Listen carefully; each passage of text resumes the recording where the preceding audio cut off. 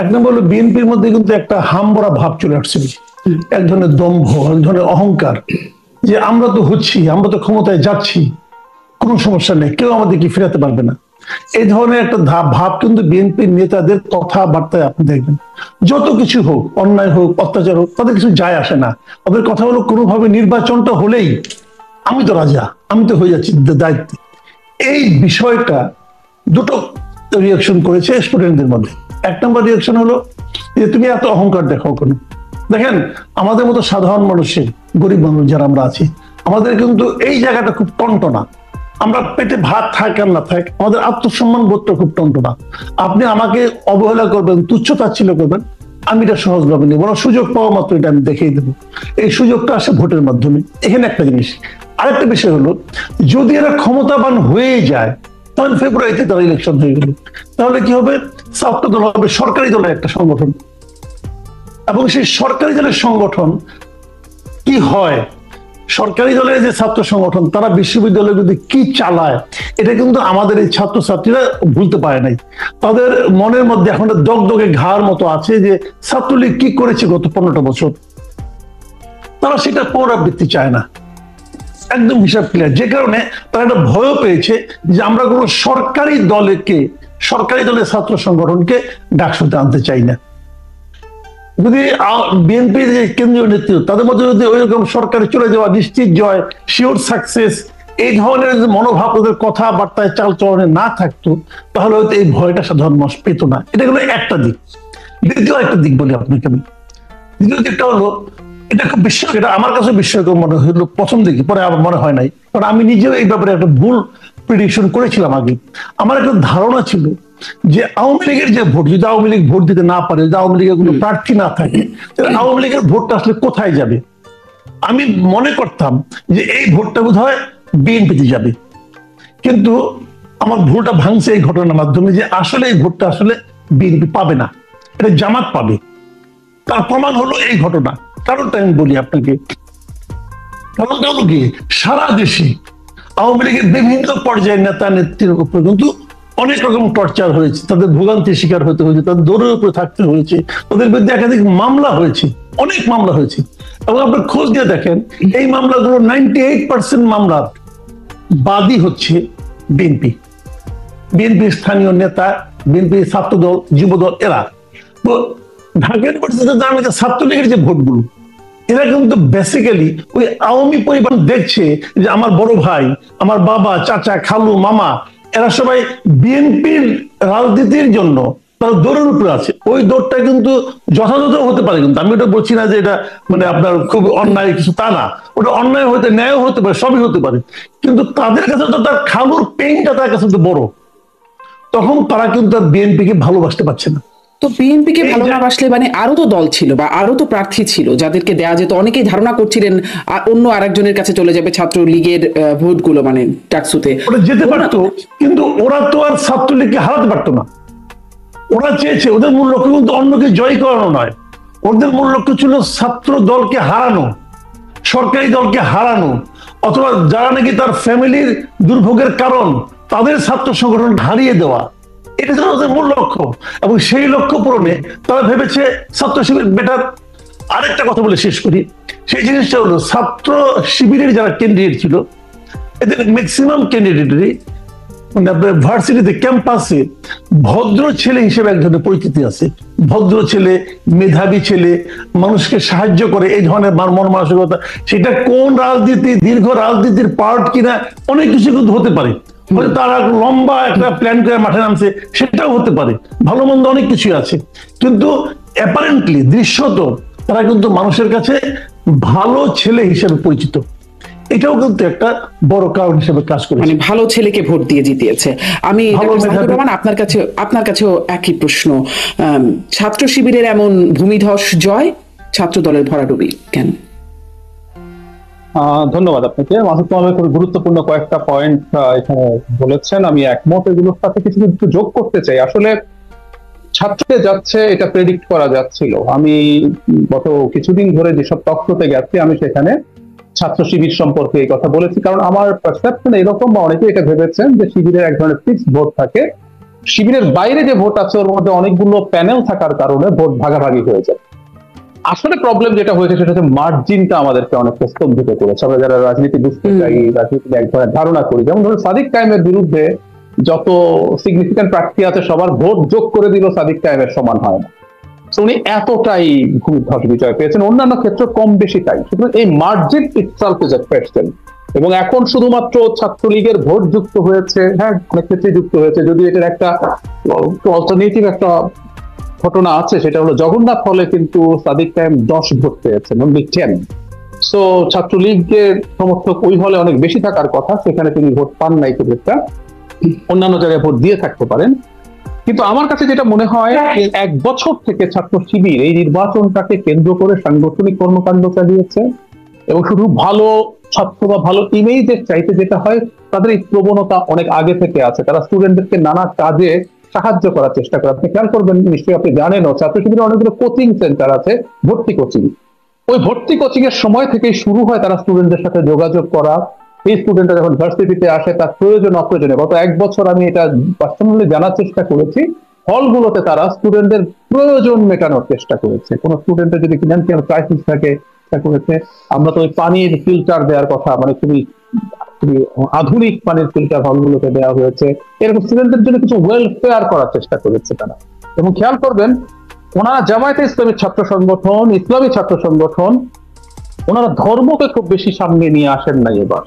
এবং তারা এক ধরনের সেন্ট্রি স্ট্র্যাটেজি বা সেন্টার রাইটের অ্যাটিটিউডের মতো। এবং একজন নারী ক্যান্ডিডেট তাদের প্যানেলে ছিলেন, যিনি হিজাব দূরে থাকুক, তিনি ওড়না মাথায় দেন না, মানে যেটা শিবিরের সাথে নেওয়া যায় না। ছাত্র সংস্থা, ছাত্রী সংস্থার যে স্টুডেন্ট, ফিমেল স্টুডেন্টরা নেকাবও করেন। তো সেই জায়গায় তারা এই ধরনের একটা ইমেজও দেখানোর চেষ্টা করেছেন। এবং দিনের শেষে আমার কাছে মনে হয় যে তারা স্টুডেন্টদের পাশে থেকেছেন, সাংগঠনিকভাবে কাজ করেছে। উল্টো দিকে বিএনপি নির্বাচনে ছাত্রদল যাবে কি যাবে না এই সংশয়ে ভুগলো দীর্ঘদিন। তারা এই নির্বাচনটা প্রাথমিকভাবে মনে হয়েছে করতে চায়নি। পরে তারা যখন সিদ্ধান্ত নিল, প্যানেল দিতে দেরি করলো, এবং তাদের ক্যাম্পেইনের জন্য খুব বেশি সময়ও আসলে হাতে ছিল না। সুতরাং কিছু জাঁকজমক, কিছু চটক দেখানো আর সাংগঠনিকভাবে বেস তৈরি করে সেই বেসকে দিয়ে সবার সাথে পার্সন টু পার্সন কমিউনিকেট করা ডিফারেন্টলি।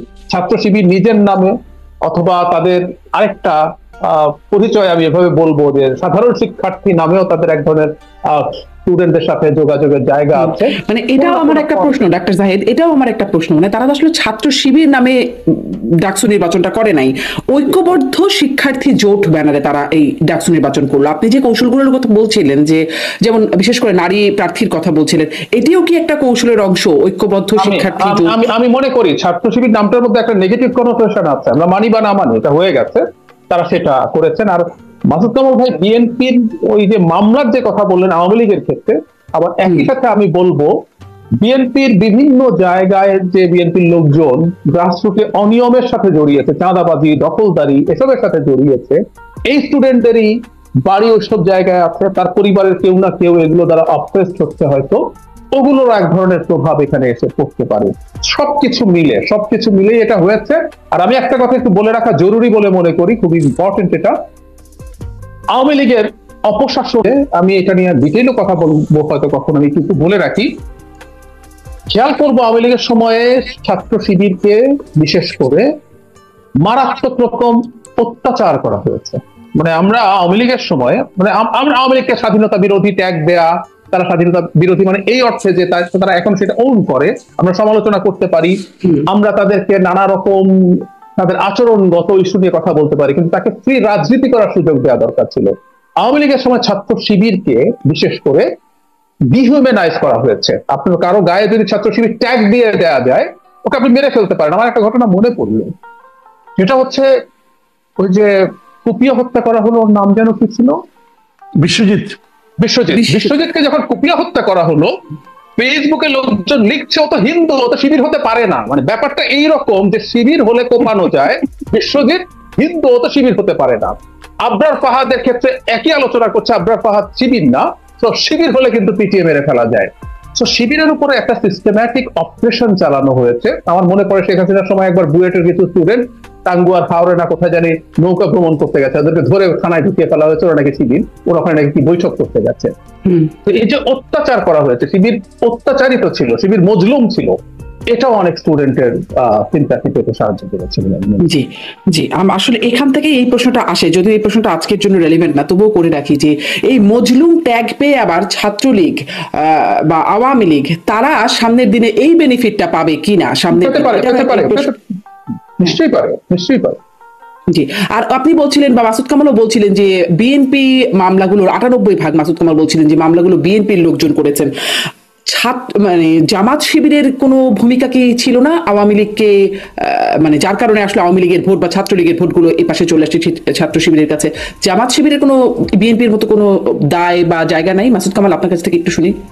আচ্ছা, আমি না এখানে আমি আজকে আমি সারাদিনে আজকে বিভিন্ন জনকে কিন্তু টেলিফোন করেছি, যোগাযোগ করেছি যে এই জিনিসটা বোঝার জন্য যে আমি আসলে কি বুঝতেছি, তারা কি বুঝতে, একটা এক্সচেঞ্জ করার জন্য একটা মতামত। এবং আমি 2-3টা ঘটনা জানলাম, আমি খুব বিস্মিত হলাম। সেই ঘটনাগুলো হলো এমন যে থানা পর্যায়ে অথবা জেলা পর্যায়ে পর্যন্ত কোন একজন ব্যবসায়ী, সেই ব্যবসায়ীর বিরুদ্ধে মামলা হয়েছে, মামলা হওয়ার পর সে অ্যারেস্ট হয়ে গেছে, তো ব্যবসাটা কে চালাবে?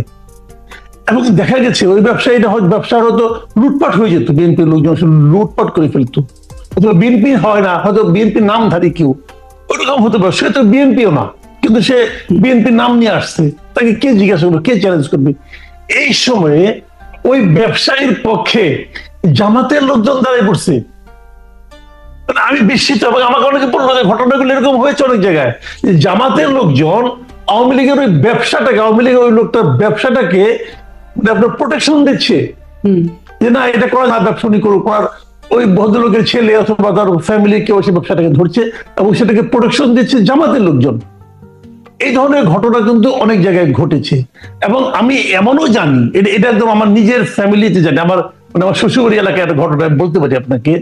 ওখানে মানে ছাত্র যে আপনার ওই গত বছর অগাস্টের সময় ঘটনাটা ঘটেছিল।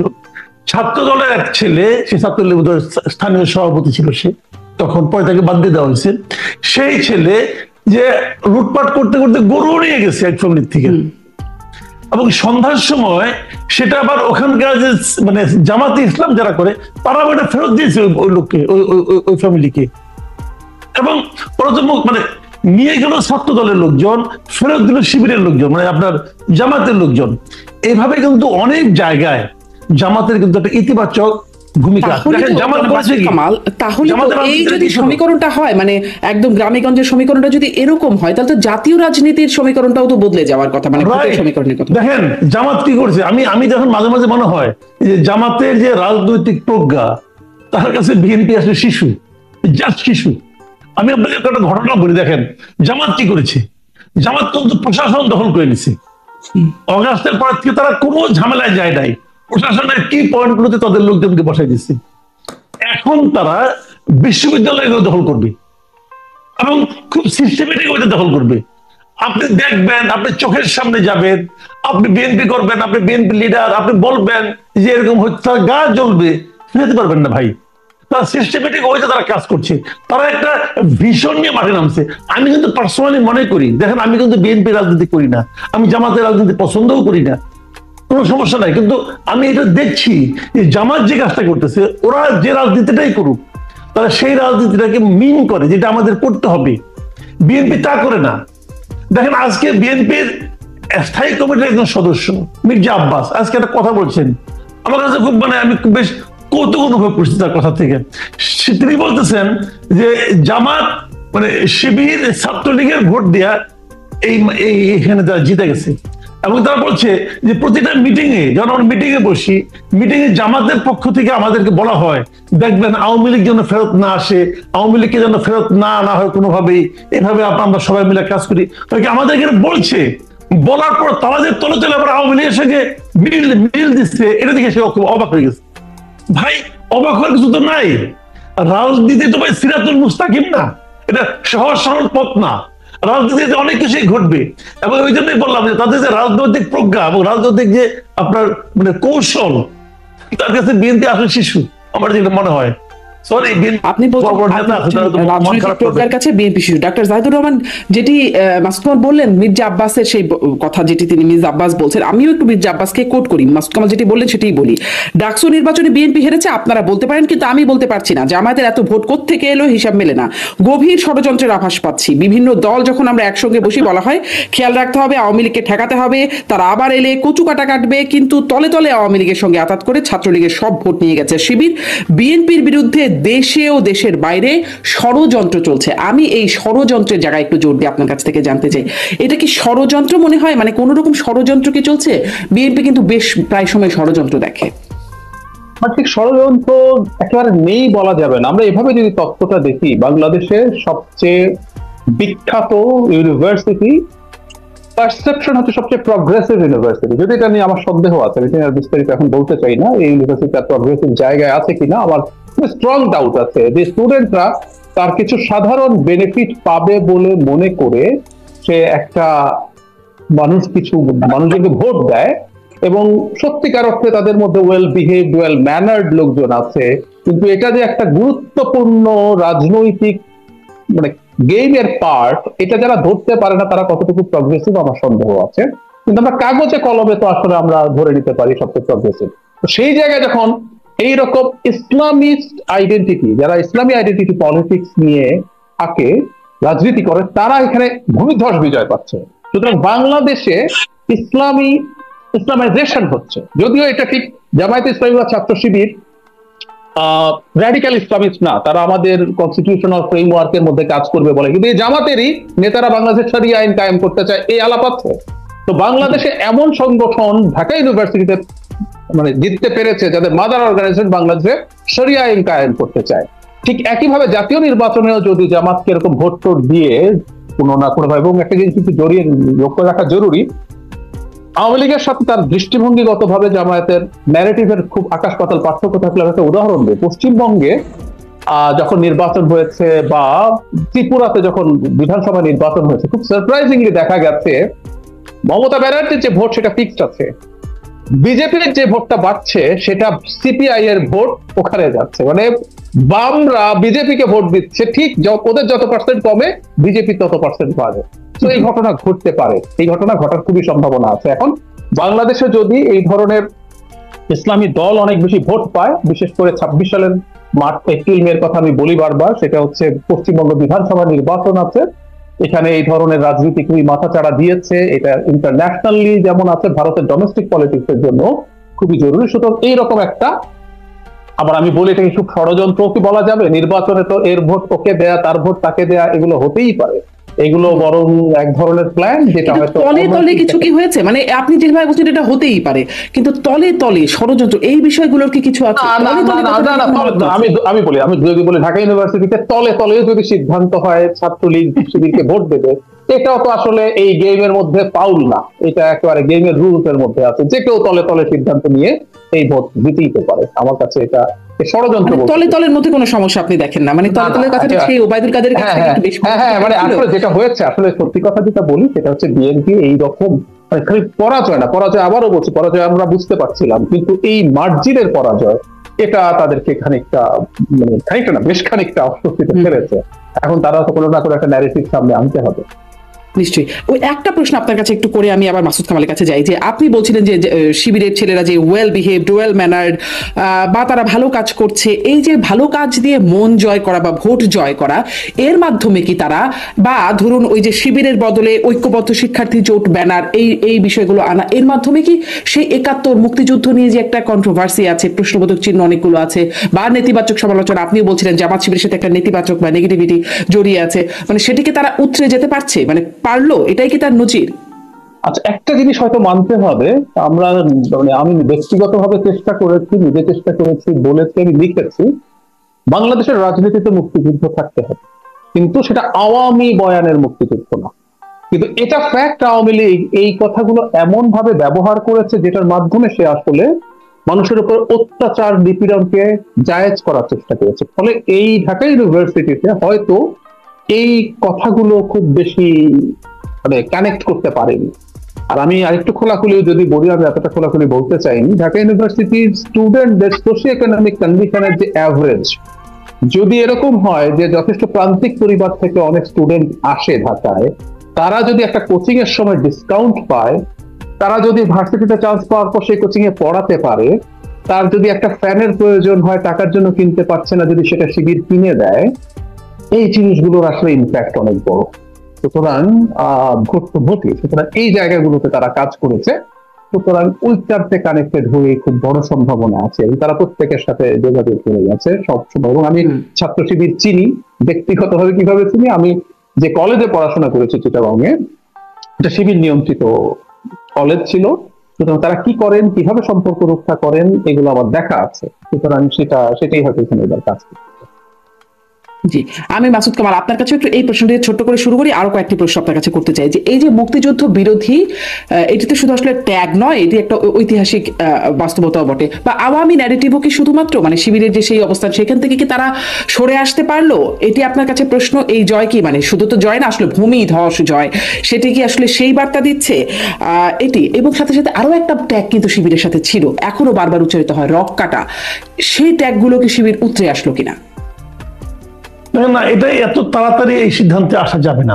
কারণ মানে তাদের কিছু ঘটনা, রক কাটার ঘটনা কিন্তু ঢাকা ইউনিভার্সিটি কখন হয় নাই। ঢাকা ইউনিভার্সিটি দেখেন, ঢাকা ইউনিভার্সিটিতে শিবির কিন্তু অনেক বছর ধরেই তাদের কোনো কার্যক্রম, প্রকাশ্য কার্যক্রম মোটামুটি দেখা যায়নি, অনেক বছর, 3 দশক তো হবেই। এই 3 দশকে ঢাকা ইউনিভার্সিটিতে শিবিরের কেউ ছিল না, শিবিরের কেউ থাকলে তো মাসুদ ভাই, আমি একটা জিনিস এখানে যোগ করি, আমি এটাকে শুরু থেকে প্রটেস্ট করছি। এটা আমি এবার রিসেন্টলি জানলাম, বাংলাদেশের ওই ঢাকা ইউনিভার্সিটি ক্রিয়াশীল সব ছাত্র সংগঠন একত্রে কি যেন একটা নাম দিয়েছিলেন, তারা সিদ্ধান্ত নিয়েছিলেন শিবিরকে প্রকাশ্যে রাজনীতি করতে দেবেন না। এটা ঢাকা না, শুধু জাহাঙ্গীরনগর ইউনিভার্সিটিতেও আছে। আমি খুব স্ট্রংলি এটাকে প্রটেস্ট করি যে সব সংগঠন মিলে, যে সংগঠনটা নিষিদ্ধ না, শিবির তো নিষিদ্ধ ছাত্র সংগঠন না, কোন অধিকারে তারা তাকে এরকম রাজনীতি করতে দেবে না সিদ্ধান্ত নিয়েছে, এবং ওই সিদ্ধান্তের কারণেই আসলে শিবির রাজনীতি করতে পারেনি। আমি বলি আপনাকে, আমি এটা জানি মানে তখন আমি ঢাকা ইউনিভার্সিটির স্টুডেন্ট। যখন এই ঘটনাটা ঘটে তখন আমি ঢাকা ইউনিভার্সিটির স্টুডেন্ট, এবং তখন আমি নিজেও একটা ছাত্র সংগঠনের সঙ্গে জড়িত ছিলাম। আমি যাদের সঙ্গে ছিলাম তারা ওই সিদ্ধান্ত নিয়েছিল যে তাদেরকে করতে দিবে না, এবং এটা নিয়ে আমি ওই ছাত্র সংগঠনে থাকাকালীনই আমি প্রতিবাদ করেছি যে আপনি কেন দিবেন না। তারা যদি মন্দ হয়, সেটা এই তাদেরকে মন্দ, তাদেরকে আমি কথা বলতে দেব না, এই সিদ্ধান্ত নেওয়ার আপনি কে, আমি কে? আমি তাদের কর্মকাণ্ড নিয়ে আলোচনা করতে পারি, আমি তাদের কর্মকাণ্ড নিয়ে ক্যাম্পেইন করতে পারি, মানুষকে বোঝাতে পারি তাদের কেন রাজনীতি তাদেরকে সমর্থন করা যায় না, কিন্তু আমি তাদেরকে কথা বলতে দেব না, এটা আমি ভাই পক্ষে না। এবং আমি এখনো কিন্তু ওই একই দৃষ্টিভঙ্গি সবসময় পোষণ করি। আমি কোনো নিষিদ্ধের পক্ষে না, যাক সেটা অন্য প্রসঙ্গ, ওই লাইনে আমি যাচ্ছি না। তো এখন এখানে যেটা হয়েছে, সেই ট্যাগটা কিন্তু ঢাকা ইউনিভার্সিটিতে কিন্তু কখনো রক্ষার কোনো ঘটনা আমি দেখিনি, আমার মনে পড়ে না। হইতে পারে, আমি আমার যুদ্ধ মনে পড়ে, আমি এরকম রক্ষার কোনো ঘটনা দেখিনি। রক্ষার ঘটনা রাজশাহী ইউনিভার্সিটিতে হতো, অনেকগুলি হয়েছে কিন্তু, এবং সেটা শিবিরের নেতৃত্বে হয়েছে বলে আমরা তখনও শুনেছি। সে সমস্ত কারণ ছিল, কিন্তু ঢাকা ইউনিভার্সিটিতে ট্যাগিংটা ছিল না। কিন্তু ওই ট্যাগিংটা কিন্তু অনেক বড় ঘটনা ছিল। ওই ট্যাগিংটা এত দ্রুত ওই কয়েকটা নির্বাচনে জিতলেই যে শেষ হয়ে যাবে আমি তা মনে করি না। তাদের আচরণের মাধ্যমে সেটাকে তাদেরকে প্রমাণ করতে হবে। এটা কিছুদিন হয়তো সময় লাগবে অথবা যাবে না। কিন্তু আমি আরেকটা কথা বলি, দেখেন আমরা সবাই বলতেছি যে শিবির কেন জিতলো, শিবিরের কি করেছে, শিবির কিভাবে মানুষকে সুযোগ সুবিধা দিয়েছে, এগুলো আমরা বলছি।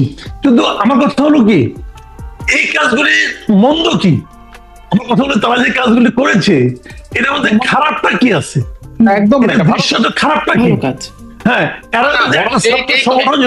বরং মাসুদ ভাই, বরং এই জিনিস দেখে যদি অন্যরা চাপ বোধ করে করতে শুরু করে সেটা ভালো হবে, আরো স্টুডেন্টদের জন্য ভালো হবে। আমি তো এখন যদি ছাত্র শিবির যদি একটা ফিল্টার দেয়, এটা তো প্রশংসা করার মতো। এখন এটার মধ্যে তারা দিল, অতএব তারা খারাপ, দুষ্ট, ওদের অন্য মতলব আছে। আরে ভাই, আপনি মতলব দিয়ে দেন না, আপনার তো দেওয়ার কোনো অভ্যাসই নাই, আপনাদের নেওয়ার অভ্যাস। এইটা তুমি আপনি নেওয়ার অভ্যাস, আপনার নেওয়ার সংস্কৃতি নিয়ে দেওয়ার সংস্কৃতি সম্পন্ন একটা সংগঠনকে আপনি পরাজিত করবেন, ভাই আপনি কেন এটা আশা করেন? আপনি বলতে তো সেই জিনিসটা নাই। শিবিরের যে রাজনীতি, আমি যে রাজনীতিটাকে আমি মনে কোনো খারাপ দেখছি না আপাতত। যতটুকু আমি দেখতে পাচ্ছি। এখন আপনি বলবেন না তাদের মধ্যে গোপনে অনেক কিছু আছে, তারা হয়তো পরে এক সময় দেখাই দিবে আমরা আগে দেখেছি। ভাই আগে অনেক কিছু দেখছি, আগে আওয়ামী লীগের অনেক ভালো দেখছি, পরে আওয়ামী লীগের চেহারা দেখলাম, আবার বিএনপির অনেক খারাপ দেখছি, আবার বিএনপির কাছে আমরা ভালো কিছু আশাও করতেছি। কাজে সময়ের প্রেক্ষিতে কিন্তু ভালো মন্দ এগুলো কিন্তু চেঞ্জ হতে থাকে। কাজে আমি শিবিরের রাজনীতিকে কিন্তু আমি এখনো আমি ওইভাবে যতটুকু আমি দেখেছি ঢাকায়, আমি এটাকে কিন্তু অত বেশি আমি খারাপ বলবো না। তারা ছাত্রদের মন জয় করতে পেরেছে। দেখেন সেটা তো খুবই ভালো ব্যাপার, আপনি বলছিলেন যে সেটি আসলে খুব ভালো ব্যাপার। আচ্ছা, আমি বুঝাই দিলাম আর সে বুঝে গেল। ভাই এত সহজ না। এরা যদি বলে না জেনজিকে আপনি বুঝান না, দেখেন জেনজিকে বুঝাইতে দেখেন তারা বুঝে কিনা, তারা উল্টা আপনাদের বুঝাই দেবো। তারা ভাই খুবই আপ টু ডেট, তারা খুবই আপ টু ডেট। এবং তারও যে বড় কথা, স্টুডেন্টরা যদি সিদ্ধান্ত নেয় যে তারা এই কাজটা করবে, এটা তো তাদের সিদ্ধান্ত। ডাকসুর যে ভিপি সে তো আবার সংসারে খবরদারি করতে আসবে না, সে তো ওইখানে থাকবে। এবং ওখানে যারা স্টুডেন্ট তারা তো সিদ্ধান্ত নিয়েছে আমরা সাদিক কায়েমকে চাই। এবং সেই চাওয়ার মাত্রাটা তো ভাই মানে যে কথাটা নাকি জাহিদ বললেন যে ভাই ডিফারেন্স আপনি খেয়াল করছেন, ডিফারেন্সটা খেয়াল করেন। মানে প্রথম 5 জন ভিপির প্রথম 5 জনের সাদিক কায়েম 1 নাম্বার, আর 2, 3, 4, 5 এই 4 জনের ভোট যোগ করলে সাদিক কায়েমের টাইম যোগ করে দেখছি মাত্র 43 ভোট বেশি হয়। 4 জনের যোগ করলে আপনি ভোটের ডিফারেন্স দেখেন আপনি। এটা তো এমনি এমনি হয় নাই। সাদিক কায়েম শিবিরের ক্যান্ডিডেট এই জন্য হয় নাই। সাদিক কায়েম কিন্তু আমি তো অনেক স্টুডেন্টকে জিজ্ঞাসা করেছি, সাদিক কায়েমের তো আপনার ইউনিভার্সিটিতে তার তো ভালো একটা মানে ইতিবাচক তার একটা ভাবমূর্তি আছে। তো এই ভাবমূর্তিগুলো আপনি ক্রিয়েট করেন। আপনি বলছিলেন মাসুদ কামাল, আপনি বলছিলেন যে প্রশাসন দখল করেছে, এখন বিশ্ববিদ্যালয়গুলো দখল করছে। এই অভিযোগটা জামাতের বিরুদ্ধে বারবার বলা হয়, আগেও বলা হয়েছে যে বিশ্ববিদ্যালয় তারা দখল করেছে, বিশ্ববিদ্যালয়ের ভিসি থেকে শুরু করে প্রশাসন দখল করেছে। এই ডাকসু নির্বাচনের ক্ষেত্রেও প্রশাসনের বিরুদ্ধে অভিযোগ উঠেছে। এই অভিযোগগুলোকে আমি একটা কথা বলি আপনাকে, আমি কিন্তু এটা অভিযোগ করি না, আমি যেটা বলি সেটা আমি বলি যে প্রশাসন দখল করাটা এটা অভিযোগ, ওটা অভিযোগ। আর বিশ্ববিদ্যালয় যদি আপনার নির্বাচনের মাধ্যমে তারা দখল করে, এখন তো আসলে নির্বাচনের মাধ্যমে হয় নাই, এটা তো নির্বাচনের মাধ্যমে, ডাকসু তো নির্বাচনের মাধ্যমে হলো, ডাকসু হলো। আমি বলছি যদি রাষ্ট্র নির্বাচনের মাধ্যমে হয়, ভিসি নির্বাচনের মাধ্যমে হয়, যদি জাকসু নির্বাচনের মাধ্যমে হয়, যদি নির্বাচনের মাধ্যমে হয়, ওটা কিন্তু অভিযোগ না, ওটা হলো তাদের জয়, তাদের প্রাপ্য। ওইটা তারা যদি সেটা দখল করতে পারে তারা অগ্রসর হয়ে যাবে, এগিয়ে যাবে। দেখেন জাতীয় নির্বাচন এটা প্রভাব পড়বে সেটা কিন্তু আমি বলছি না। জাতীয় নির্বাচন প্রসঙ্গ নিশ্চয়ই আপনি আনবেন, আমি মনে হয় এখন বলবো না, আপনি পরে আনবেন তো তখন বলবো।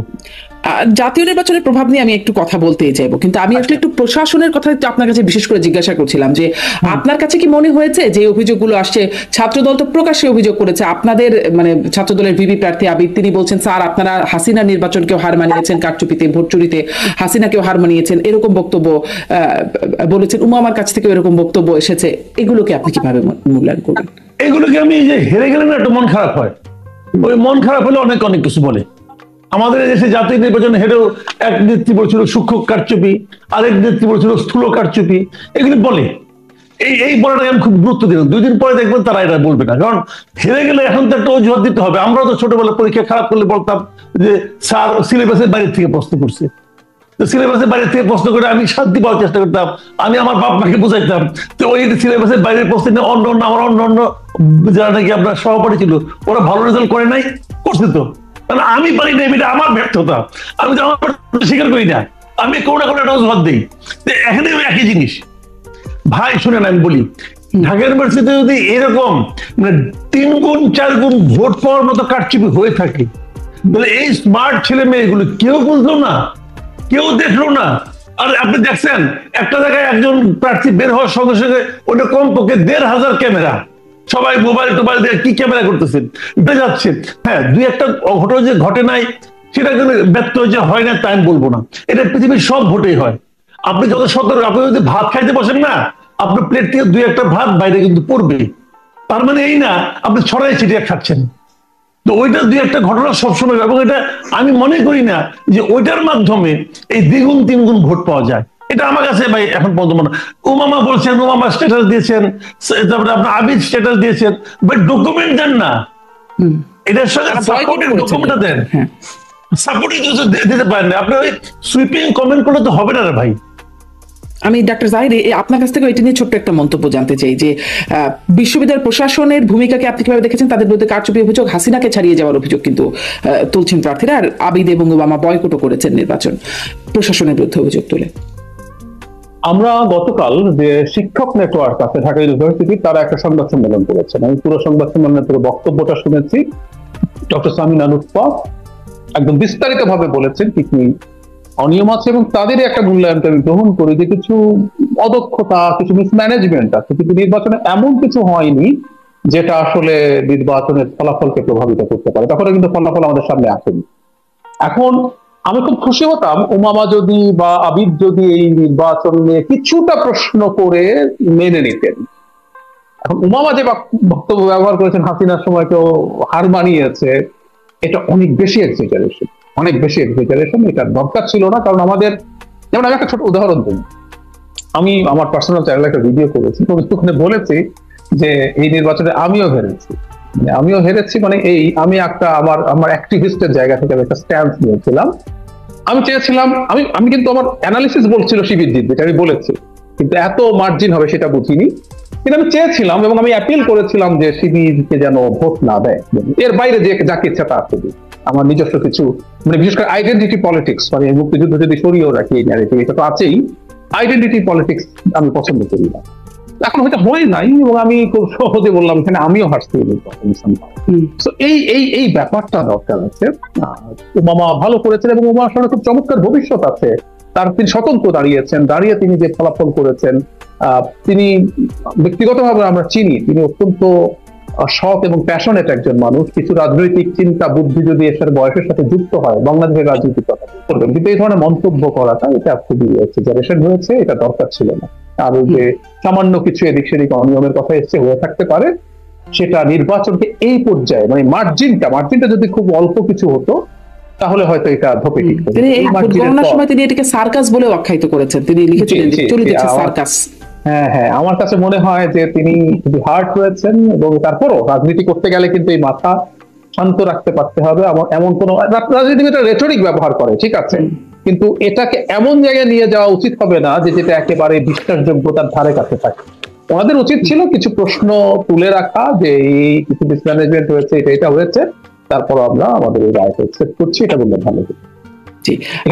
স্বরাষ্ট্র উপদেষ্টা একটু যোগ করবো, সেটা হলো ছাত্র দলের ভিপি প্রার্থী নির্বাচন গ্রহণ না করলেও জিএস প্রার্থী কিন্তু এটাকে গ্রহণ করেছেন এবং খুব সুন্দরভাবে একটা স্টেটমেন্ট দিয়েছেন, এটাকে আমি প্রশংসা। জি, প্রশংসনীয়। জি, মাসুদ কামাল, জাতীয় নির্বাচনের প্রসঙ্গে একটু আসি। স্বরাষ্ট্র উপদেষ্টা তিনি বলছেন যে এই নির্বাচন, মানে ডাকসু নির্বাচন জাতীয় নির্বাচনের ক্ষেত্রে মডেল হিসেবে কাজ করবে। এই বক্তব্যকে আপনি কিভাবে দেখেন? এই বার্তাকেও কিভাবে নিচ্ছেন? উনি কি হিসেবে বলছেন আমি না বুঝি না, ওনার কথাবার্তা আসলে প্রায় বুঝি না। উনি আসলে কেন কিভাবে বলেন আমি, আমার কাছে ক্লিয়ার না। মডেলের কি আছে এখানে? কি মডেল? এখানে যে ব্যালট পেপার, ওখানে গিয়ে ব্যালট পেপার হবে, এইভাবে ভোট গণনা করবে, কি মডেলটা কিভাবে হলো? আর এটা কি ইলেকশন কমিশনার করছে? এটা কি আমাদের যে নির্বাচন কমিশন আছে তারা কি এই নির্বাচন কন্ডাক্ট করছে? কি মিলটা, মানে জাতীয় মিলটা কোথায় পাচ্ছেন? তার মানে কি এখানে শিবির জিতছে, অতএব জাতীয় নির্বাচনে শিবির জিতবে, মানে এটা বলতে চাচ্ছেন? মানে উনার কথা আসলে আমি বুঝি না, উনি আসলে কেন কি বলেন, কিভাবে বলেন, আমার কাছে ক্লিয়ার না। আমি একটা কথা বলি আপনাকে, দেখেন এই যে নির্বাচন, এর সঙ্গে জাতীয় নির্বাচনে কোনো প্রভাব পড়বে কিনা, এটা একটা কিন্তু বেসিক পয়েন্ট। আমি আগে বলেছি, আমি কিন্তু অনেকগুলি ডাকসু নির্বাচনে ভোট দিয়েছি, অনেকগুলো। তো অনেকগুলো এই কারণে আমার ওই সময় আমি যখন ভর্তি হই ইউনিভার্সিটিতে, তখন এরশাদের আমল, এবং তখন ওখানে অনেক আপনার সেশন জটেছিল। আমার প্রায় 9 বছর লেগেছে এই শেষ করতে ঢাকা ইউনিভার্সিটির পাঠ, লম্বা সময় আমি ওখানে ছিলাম। আমি 4টা নির্বাচন অংশ নিয়েছি ডাকসুতে। আমার মনে হয় বাংলাদেশে খুব কম লোকই আছে যে 4টা ডাকসু নির্বাচনে ভোট দিতে পেরেছে। প্রথমবার মান্না আক্তার ছিলেন, তারপরে আক্তার বাবলু ছিলেন, তারপরে সুলতান মোহাম্মদ মনসুর এবং মুস্তাক হোসেন ছিলেন, শেষ পর্যন্ত আমান খোকন ছিল। এই 4টা নির্বাচনে কিন্তু আমি অংশ নিয়েছি। আমার কথা হলো কি, ডাকসু নির্বাচনের সঙ্গে জাতীয় নির্বাচনের কোনো মিল নাই। কোথায় মান্না আক্তার? মান্না আক্তার 2বার ভিপি হয়েছেন এই গ্রুপ। আবার আক্তার বাবলু, আক্তার ভাই আরেকবার ভিপিও হয়েছেন। উনি কোথায়? কালীগঞ্জে পড়ে আছেন আওয়ামী লীগের এমপি। মান্না ভাই কোথায়? মান্না ভাই কি জাতির রাজনীতিতে? আমরা আমাদের মনে আছে, আমরা মান্না ভাইয়ের বক্তৃতা শোনার জন্য ক্লাস মিস দিতাম। যে কোনো একটা আমরা বক্তৃতা শুনবো। মান্না ভাই এত বড় নেতা ছিলেন আমাদের ঢাকার মসজিদে, তো মান্না ভাই জাতীয় রাজনীতির ভূমিকা কি এখন? সুলতান মোহাম্মদ মনসুর কোথায় বলেন? মোস্তাক ভাই কোথায়? মানে এগুলো কিন্তু খুব স্বাভাবিক। মানে আমি এটা বলছি যে ডাকসু নির্বাচন দেওয়া, আর মান্না ভাই যখন পাস করতেন তখন উনি ওই বাসদের যে আছে সমাজতান্ত্রিক ছাত্র ফ্রন্ট সেটার ভিপি দিয়েছিলেন। সমাজতান্ত্রিক ছাত্র ফ্রন্ট 3 বার ছিলেন এখানে ডাকসুতে। তো 3 বার থাকার পর বাসদের মাদার অর্গানাইজেশন বাসদের কি অবস্থা? ওইটা দিয়ে কিছু বোঝা যায় না। মানে ওই নির্বাচন আর সাধারণ মানে আপনার জেনারেল নির্বাচন, জাতীয় নির্বাচন, এই দুটাকে এক করে দেখার কোনো সুযোগ নাই। যদি ওটা মেধাবী পোলাপান সব শিক্ষিত ছেলেরা এখানে আছে, অনেকে এটা একটা থিওরি দেওয়ার চেষ্টা করে, এই শিক্ষিত ছেলে মেয়েগুলি তাদের বাপ মাকে করে আপনার মানে প্রভাবিত করে, এটা করে আবার করে না। গ্রামে দেখেন যে কৃষক যে তার যে ছেলে ঢাকা ইউনিভার্সিটিতে পড়ে, তার মানে ওই ফ্যামিলিতে ওই বাপের উপরে ছেলে যে মাধ্যমিক করবে এটা হবে না, বাপই মাধ্যমিক কারণ সে টাকাটা দেয়, হিসাব করলে টাকার উপর। টাকা কে দেয়? যে টাকা দেয় সে মাধ্যম। এটা সহজ হিসাব ভাই। কাজে এইগুলি হয় না। নির্বাচনের মতোই হবে, হয়তো বিএনপি জিতবে, কিন্তু আমার কথাটা কিন্তু সেটা না। আমার কথাটা হলো কি যে সাধারণ মানুষ রাজনীতিটা কি দেখলো, এদের কিছুটা কিছু প্রভাব তো পড়বেই। রাজনীতিটা কি দেখলো যে একটা মানে পজিটিভ রাজনীতির প্রতি মানুষের একটা আগ্রহ বাড়বে। দেখেন আমরা শিবির সম্পর্কে কিন্তু আমাদের মধ্যে একটা প্রি কনসেপশন কাজ করে, এটা স্বাধীনতা বিরোধী অমুক তুমুক অনেক কিছু আমরা কিন্তু বলি। জামাত সম্পর্কে বলি ওনারা কি করছেন না করছেন, আমরা এটাও বলি যে ওনারা একটু ক্ষমা প্রার্থনা করলেই হয়, বললে হয় আমরা ভুল করেছিলাম, কেন বলে না বলে তারাও ওই মানে ওই আদর্শকেই ধারণ করছে। এগুলো অনেক কিছু কিন্তু আমরা বলি, কিন্তু আমার কথা হলো ওটা বলা ঠিকই আছে, কিন্তু পাশাপাশি আমরা কিন্তু এটাও দেখবো যে এখন যারা রাজনীতি করছে, যারা রাজনৈতিক নেতা যারা আছেন, শিবিরে যারা পলিটিক্যাল লিডার আছেন, তাদের বিহেভটা কি সাধারণ মানুষের পক্ষে, তারা নিজেদেরকে কি মনে করে, তারা যখন সাধারণ মানুষের সঙ্গে মিশে তখন কিভাবে ব্যবহারটা করে, আর পাশাপাশি অন্যান্য যে ট্রেডিশনাল পলিটিক্যাল পার্টিগুলো আছে শুরু থেকে এটাই আসলে আলোচনা আসছে, তাদের ওয়েল বিহেভ, ওয়েল ম্যানার, এই বিষয়গুলো নিয়ে কথা বলছিলাম যে তার প্রভাব। তারা যেটা বলে এটা নাটক করে, ভাই নাটকটাই করেন না, নাটকটাই করে দেখেন না আমাকে, ওটাও তো করতে পারেন না। মানুষের ধমক দেয়, ধমক করেন, এইগুলি জি। আমি আসলে ঠিক এখান থেকে এখন যেহেতু জাতীয় নির্বাচন নিয়ে কথা বলছি ডাক্তার জাহিদ আপনার কাছ থেকেও, তাহলে জাতীয় নির্বাচনে আমরা যে এতদিন ধরে বলছি যে সামনে আসলে বিএনপি অপেক্ষমান সরকার, বিএনপি নির্বাচন হলে বিএনপি জিতবে, এই যে একটা মানে এইটা একটা স্টেটমেন্ট একটা হয়ে গেছে, মোটামুটি এখন স্ট্যাবলিশড হয়ে গেছে, সেটা কি একটু শেকি হয়ে গেল? সেটা কি একটু সন্দেহ জায়গায় কোথাও তৈরি হচ্ছে মানে শিবিরের এরকম ভূমিধস জয়ের পর? আমি মনে করি না সেই কি হচ্ছে, আপনি প্রমাণ পাবেন। আপনাকে আমি একটা জিনিস ফলো করতে বলবো, আপনি নিশ্চয়ই নিজে করবেন সেটা।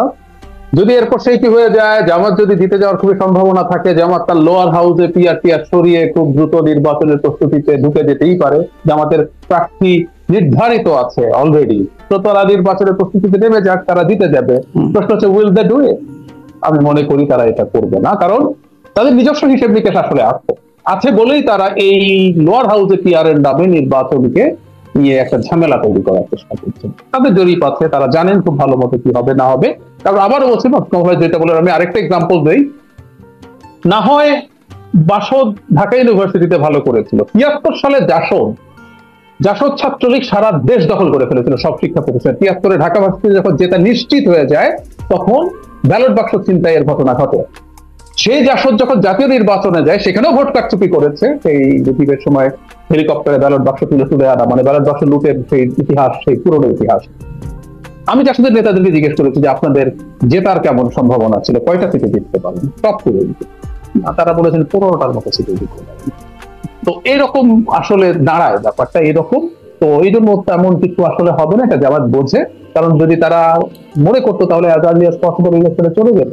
এই দুটো ডিনামিক্স আসলে আলাদা, সে নিয়ে কোনো সন্দেহ নেই। আমি বিএনপির নির্বাচিত হওয়া নিয়ে মেজর সমস্যা দেখছি না, আমি রাদার একটু অন্য একটু অফ টপিক হলেও বলে রাখি, বিএনপি ঝামেলা হবে ক্ষমতায় থাকতে।